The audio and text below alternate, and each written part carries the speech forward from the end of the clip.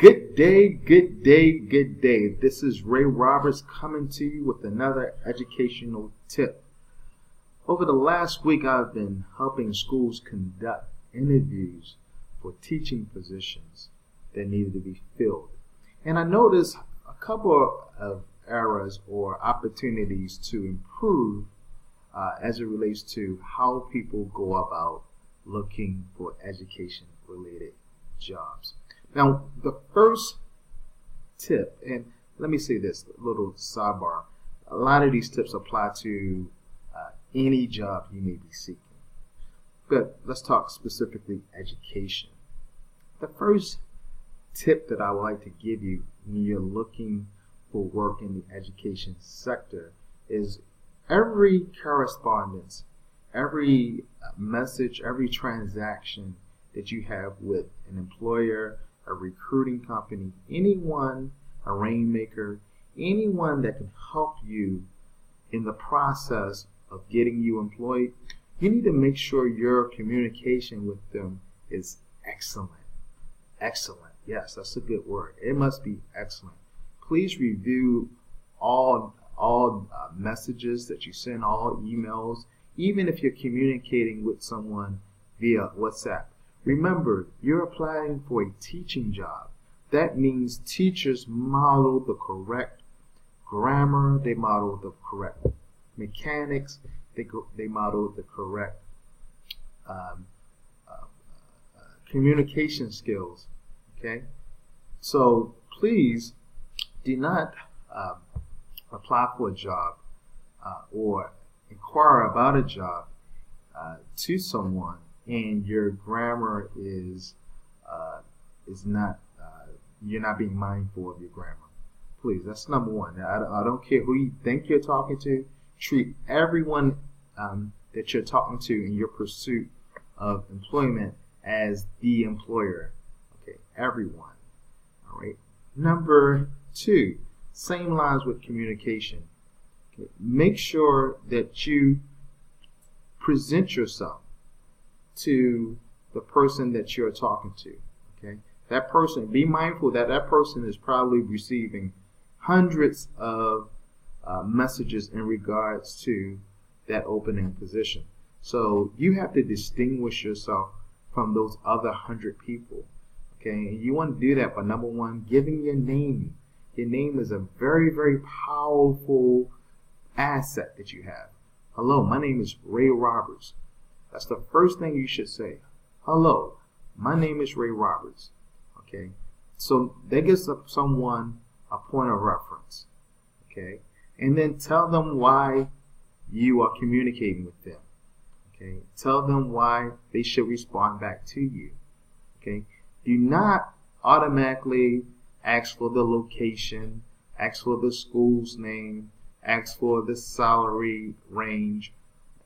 Don't go into that. In fact, tip number 3 would be don't ask about salary when you're trying to apply for a job.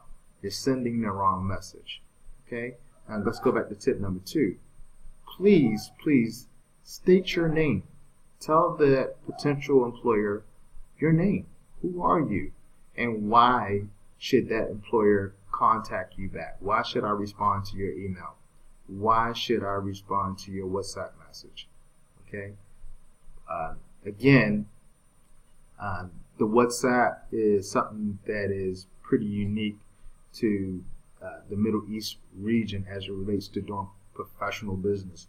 In other places in the world, you would never contact someone via WhatsApp for professional purposes, okay, for business purposes. So just be mindful of that. So when you're on social media and you're inquiring about a position, although it's social media that does not reduce your responsibility to present yourself in a professional manner. All right, going back to number 3. I've already mentioned number 3. Do not ask about salary.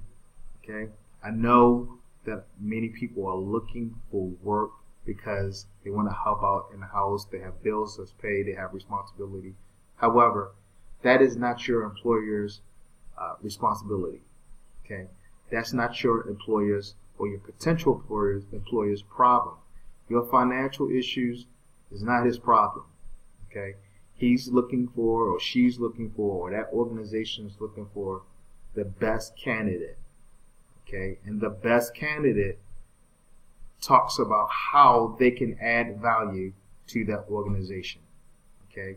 So good candidates do not talk about salary. Okay? That will be negotiated once you are made an offer. And once the organization has made you an offer, then you can start talking about and negotiate salary. You do not come in with a presumptive close with salary. Okay? Presumptive closes are good, but not as it relates, not when you enter or when you leave the salary first. Okay? That sends the wrong message. Okay. Also, tip number 4. Tip number 4.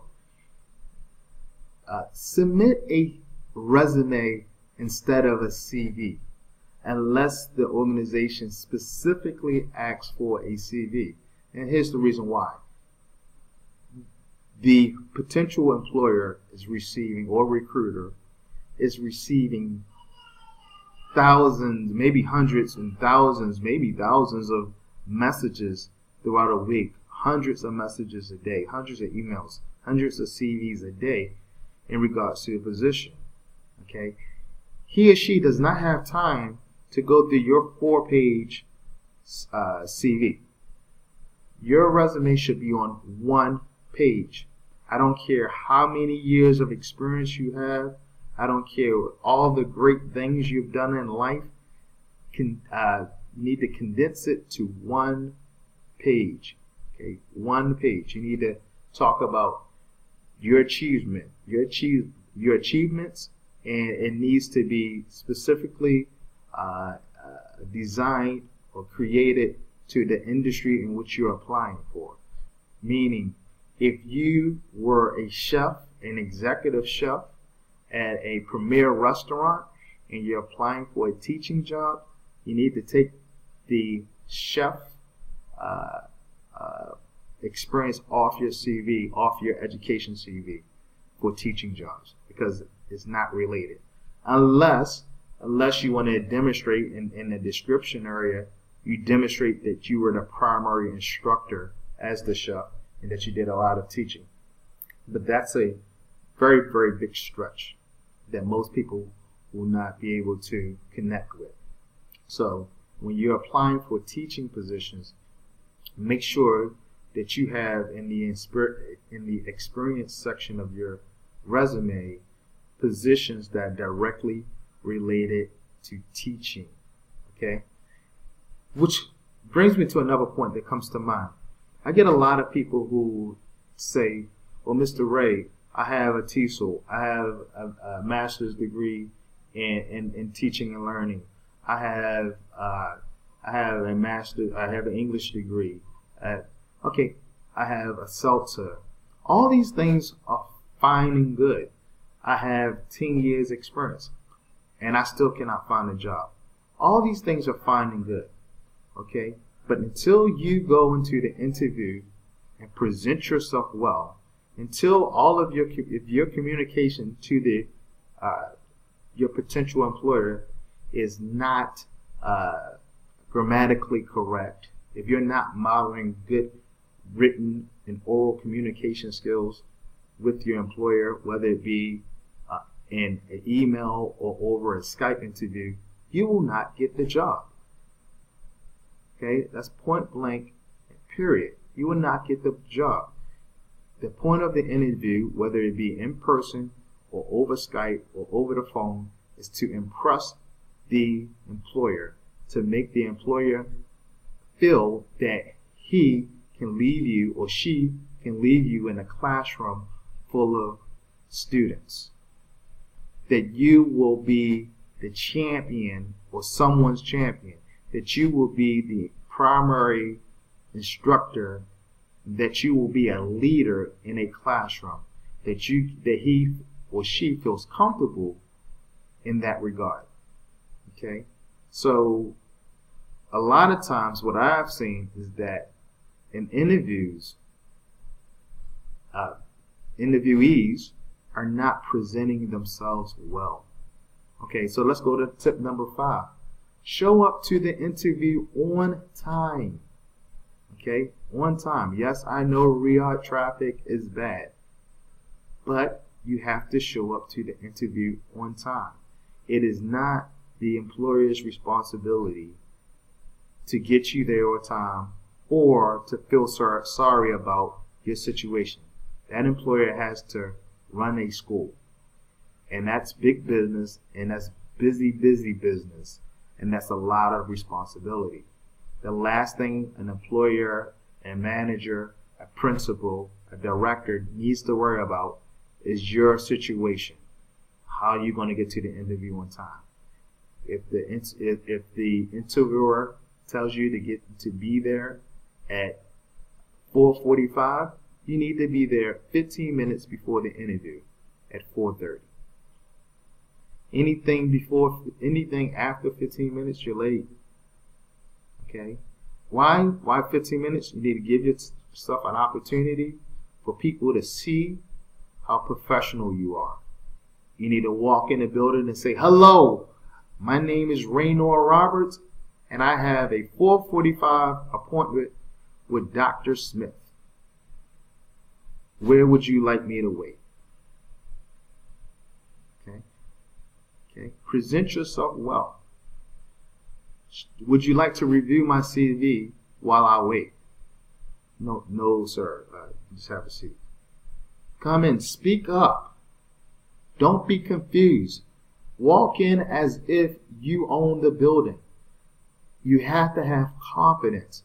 And I have seen people over the last week who lack confidence. Okay? And then you're wondering why you cannot find a position, and you have the credentials, but you cannot find a position, because the most important part of the hiring process is that interview. Okay?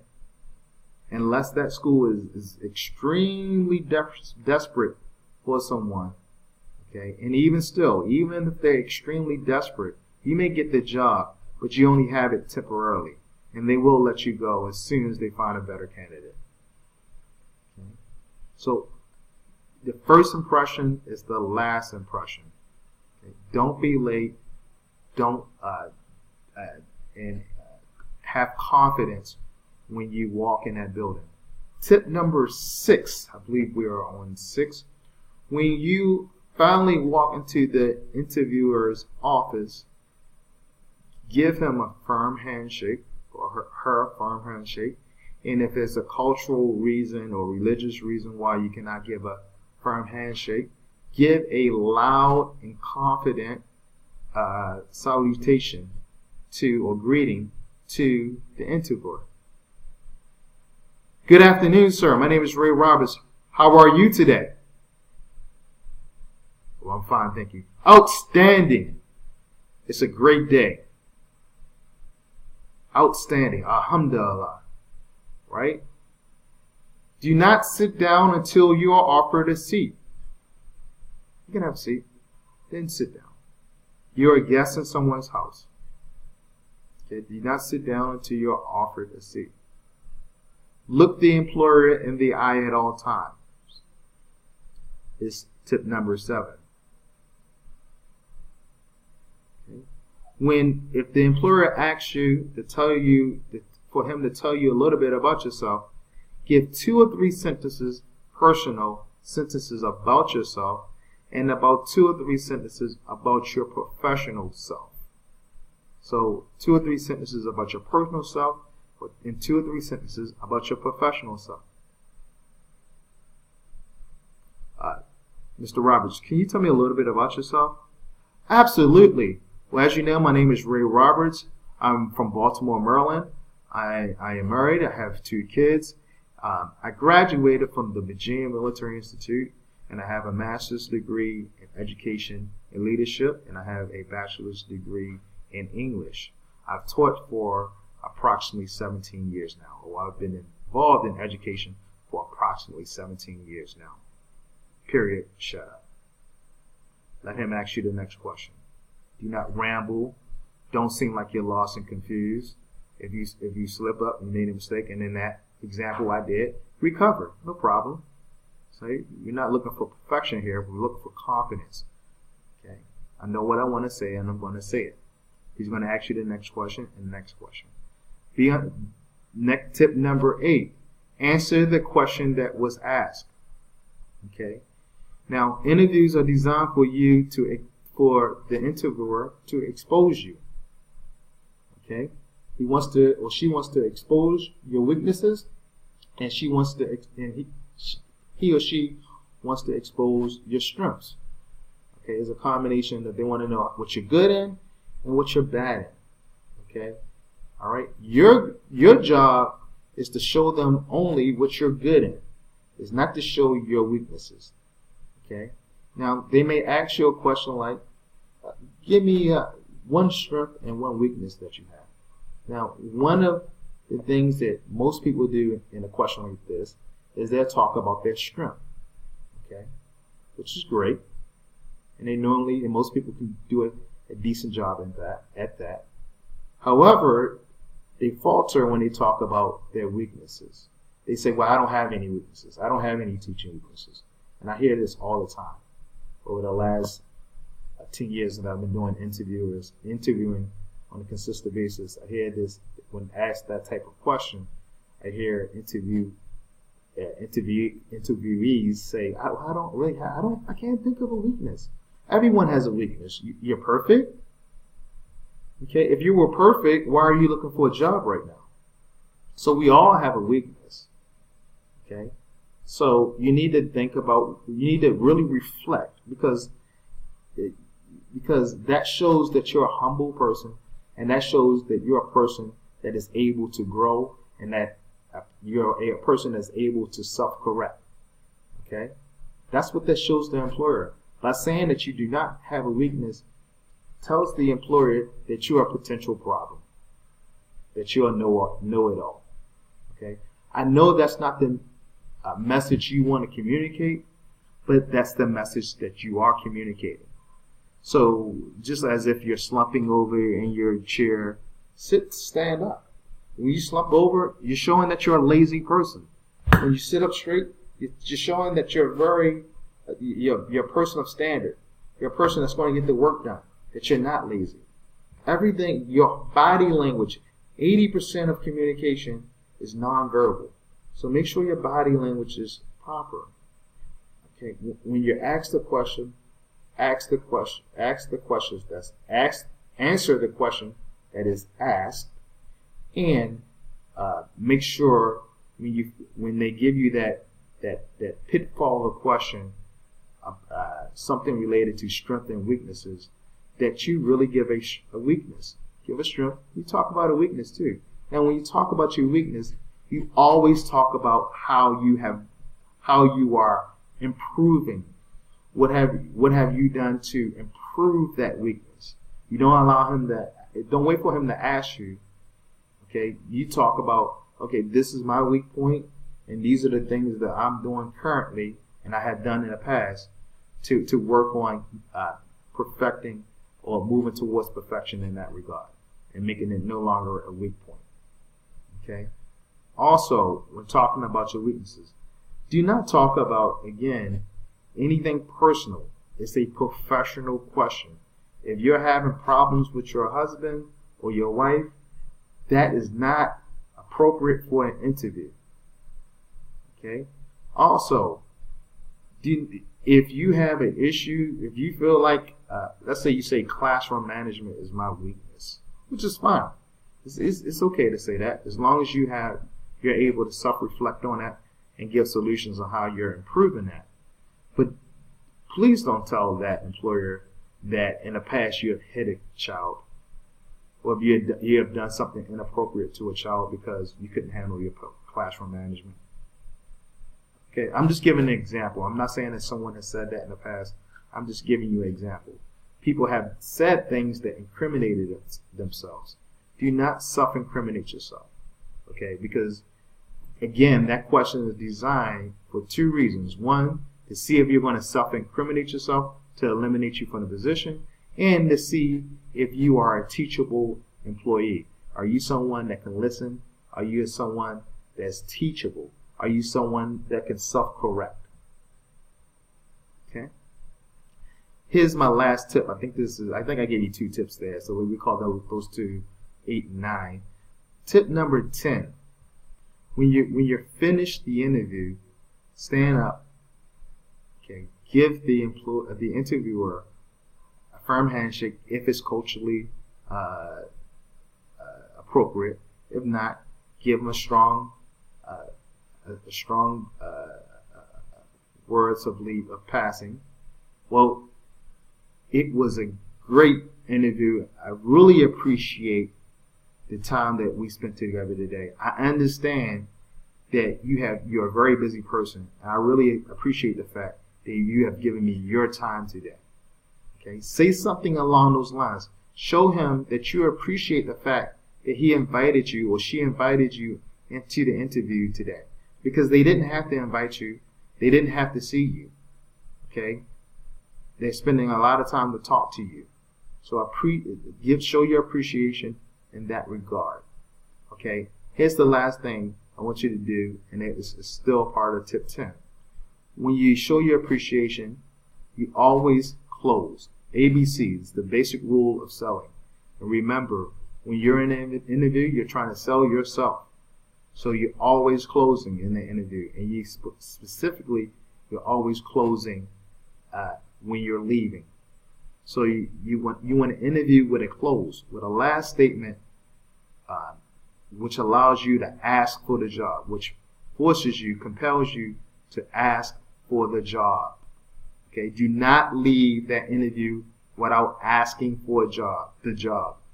The same thing a salesperson does. Salesperson should not allow you to leave his store or leave the point in which the sales presentation is taking place without asking you for the business, without asking you to buy the product. So you don't leave that interviewer's office without asking him or her for the job. So it might sound a little something like this.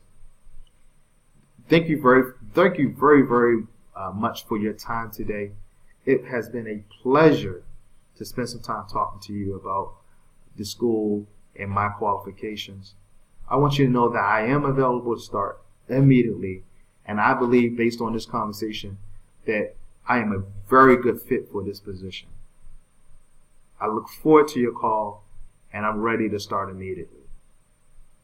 Okay? You heard what I say. I'm ready to start immediately. Not 3 weeks from now when I finish my vacation. Okay? Not when my husband gets off of work. No, you don't. You're not there to talk about your problems. You're there to start immediately. Okay?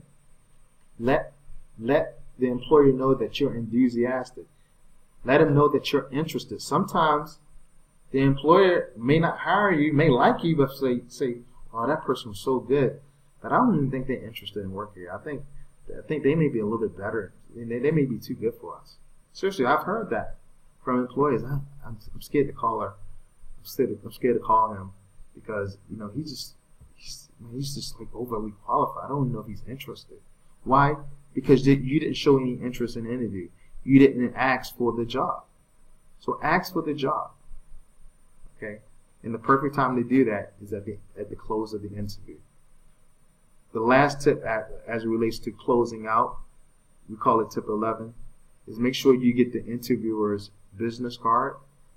And when you get that interviewer's business card, the first thing you do when you get to your car on your cell phone, okay, is you're going to go into your email and send that interviewer a thank you note. And it's going to say that pretty much the same things you said at the exit. Okay.